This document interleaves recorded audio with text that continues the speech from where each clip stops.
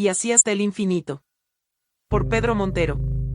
No puedo precisar si existía ya cuando me trasladé a esta casa. Quizá fue culpa mía por cerrar la ventana con violencia. O algún golpe de viento. Desde la mesa en que trabajo observé un día una pequeña estrella, un minúsculo impacto en el borde inferior del cristal de la ventana, muy cerca del marco metálico. Puede que la tortura datara de cuando los antiguos vecinos. Restos de pintura blanca adheridos a la incipiente hendidura así me lo hacían suponer. En todo caso, se trataba de una pequeña impacción sin consecuencias. Solo que rompía la armonía del hermoso cristal.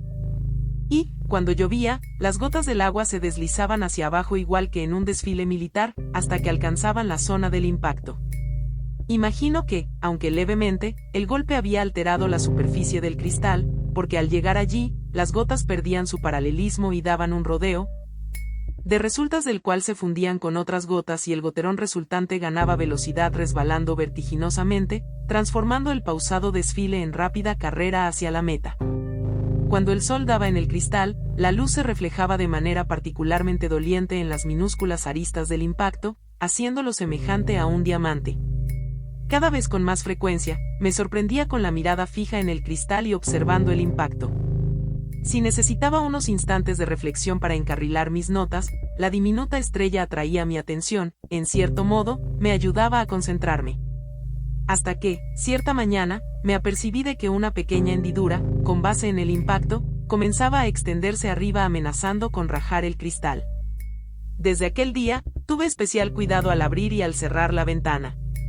Coloqué burletes adhesivos en el exterior de los marcos, a fin de amortiguar los posibles golpes, y tacos de madera en los ángulos si, a causa del calor reinante o para propiciar la ventilación, sencillamente, era preciso mantener la ventana abierta. Precauciones, a pesar de las cuales, la pequeña hendidura no cesaba de extenderse sobre la superficie de cristal, siempre hacia arriba. Prestando atención a posibles causas de este crecimiento, advertí que la casa, y con ella la ventana, estaba sometida a una serie de vibraciones que, hasta el momento, me habían pasado desapercibidas o había considerado naturales. La calle soportaba un tráfico más bien intenso. Cuando algún vehículo de grandes proporciones cruzaba frente a la fachada, podía percibirse una ligera vibración aplicando la mano sobre el cristal. Si soplaba con fuerza el viento, igualmente se estremecía la ventana. Y, para colmo, vine a concluir en que, aquel ruido subterráneo, aunque en absoluto molesto, que podía escucharse a intervalos regulares de tiempo, era causado por los trenes del ferrocarril metropolitano que circulaba a varios metros debajo de la calle. Todo lo cual, unido a las vibraciones producidas por el paso de los aviones a reacción, las ondas sonoras y otras trepidaciones perfectamente naturales, supuse, eran la causa de que la hendidura fuese creciendo de día en día progresivamente. Imaginé que, cuando aquella estría hubiera crecido lo suficiente, el cristal de la ventana correría peligro de partirse en dos. Pero me tranquilicé al inspeccionarla. La hendidura era de una anchura tan sutil que bastaría colocar sobre ella un papel adhesivo transparente para conjurar el peligro. Una mañana, finalmente, la ranura alcanzó el marco. Tomé el rollo de papel adhesivo y, procurando no oprimir en demasía, la cubrí totalmente. Aunque, por el momento, el caso no era tal.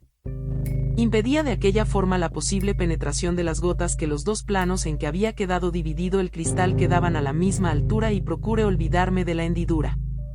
Al día siguiente, mientras reflexionaba contemplando distraídamente la ventana, quedé sorprendido al advertir que la ranura parecía haberse prolongado sobre el marco.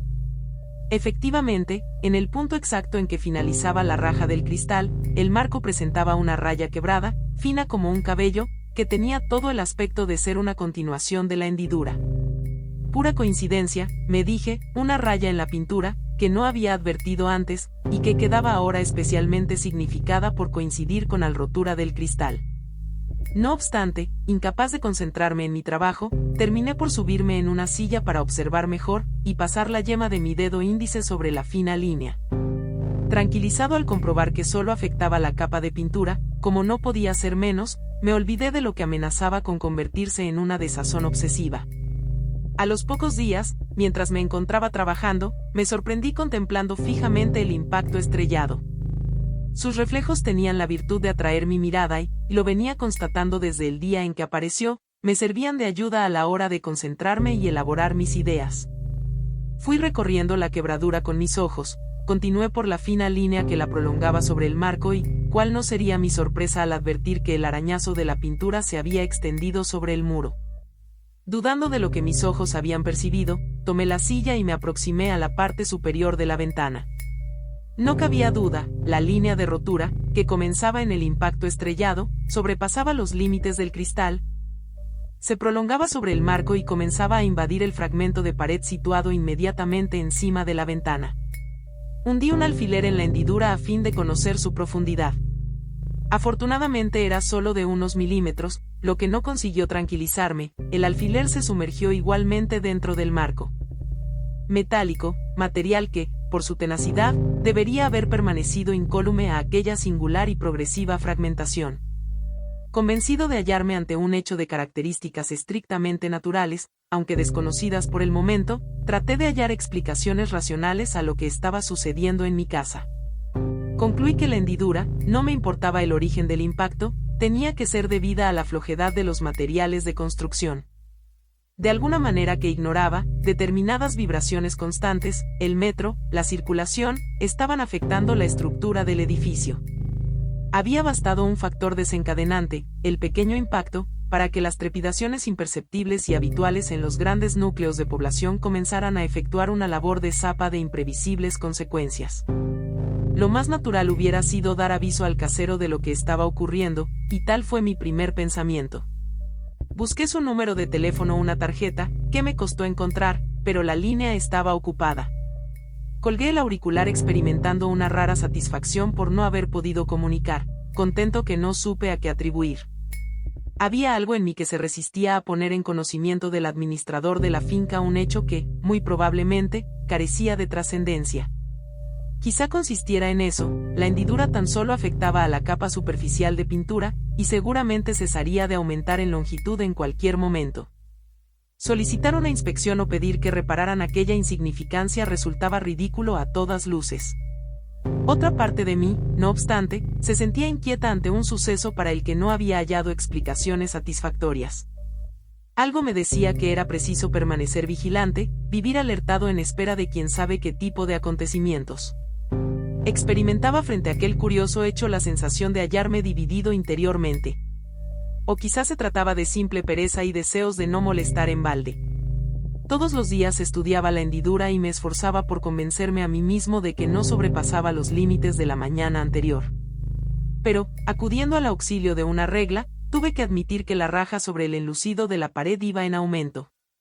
Quizás se trataba de un proceso a cuya detención, una vez iniciado, no era posible proceder sin una restauración en toda regla.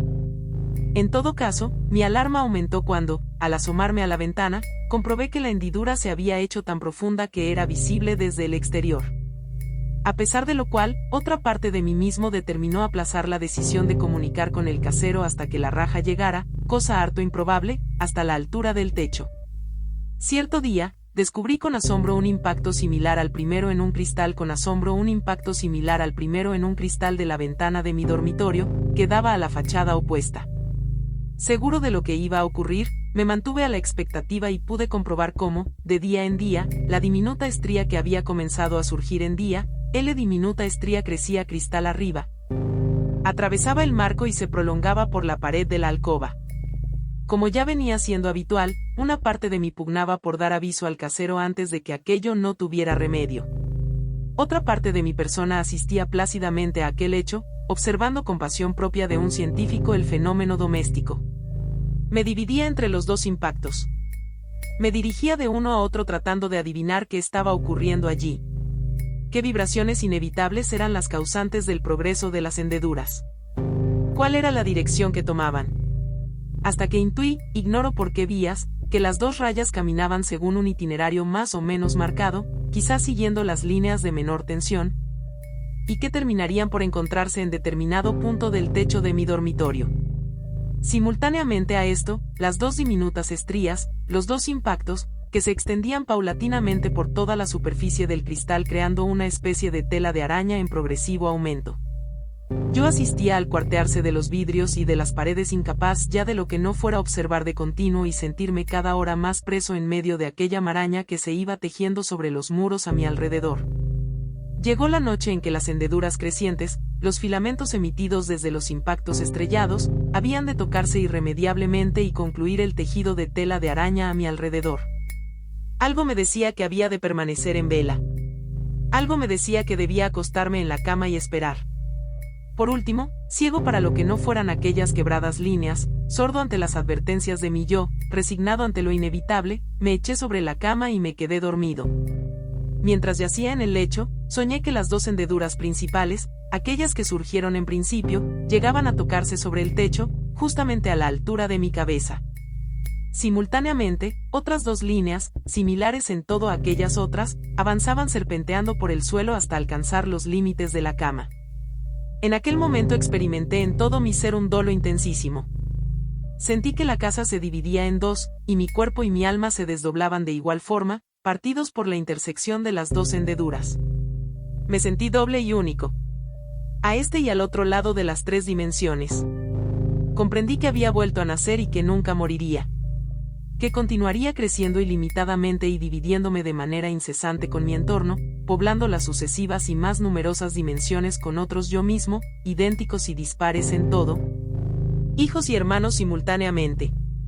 En aquel momento me desperté y comprendí que todo había sido una pesadilla. No existía red alguna de filamentos ni líneas que fueran convergiendo sobre mi cuerpo. Yo continuaba siendo uno e indiviso. A pesar de lo cual, una extraña palabra rondaba entre las circunvoluciones de mi cerebro. Levantándome del lecho, me dirigí a mi estudio y tomé el diccionario. Con mano temblorosa fui pasando las páginas, hasta que supe que había encontrado lo que buscaba. Recorrí la columna de palabras con mi dedo índice y me detuve en aquella cuya combinación de letras bailaba en mi cabeza, cariocinesis. Una vez satisfecha mi curiosidad regresé al lecho tras haberme detenido un momento contemplando el pequeño impacto estrellado en la ventana de M Studio. Me acosté y me quedé dormido casi al instante. Desde aquel día han transcurrido otros muchos. Los dos impactos continúan brillando en las ventanas de mi dormitorio y del estudio cuando el sol los hiere. He olvidado aquella pesadilla, pero, de vez en cuando, me siento disperso y dividido, uno y muchos simultáneamente. Es como si anduviera repartido en diferentes mundos y universos. Como si mi casa y mi persona se multiplicaran infinidad de veces en multitud de espejos enfrentados. Cuando esto me ocurre, abro el diccionario y, temblorosamente, voy pasando las páginas hasta que mi dedo índice se detiene sobre la palabra. Y entonces leo, cariocinesis. División indirecta de la célula precedida de una transformación completa del núcleo. Y así hasta el infinito.